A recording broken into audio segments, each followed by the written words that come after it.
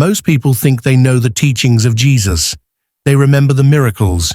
They remember the crucifixion. They remember the famous verses.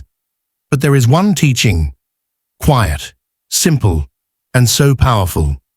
That history slowly pushed it aside, not because it was wrong, but because it was dangerous. Dangerous to power, dangerous to control, dangerous to fear. This is the teaching of Jesus that was never meant to be forgotten. In the first centuries after Jesus, his words were not written in a single book.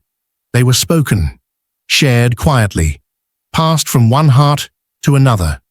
But as Christianity grew, institutions grew with it. And institutions do not survive on inner freedom. They survive on rules, on hierarchy, on obedience. Some teachings of Jesus strengthened authority. Others freed the individual too much.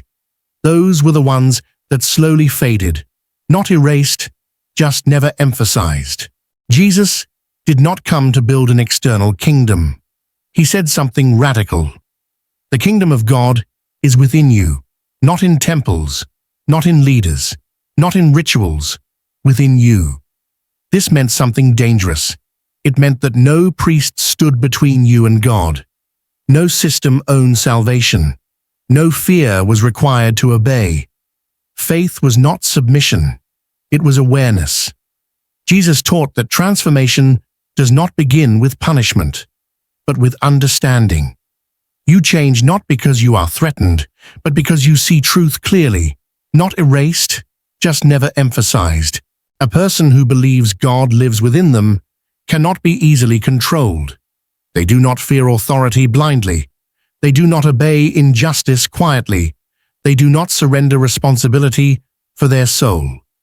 This teaching created free individuals, not obedient crowds, and free individuals are difficult to govern.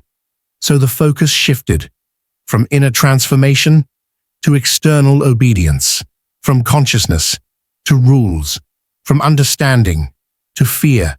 Jesus constantly pointed inward. He said, "Why do you look at the speck in your brother's eye, but ignore the plank in your own?" He spoke of self-examination, not judgment. He said, "You will know the truth, and the truth will set you free." Not obedience, not punishment, truth. Freedom was the result, not fear.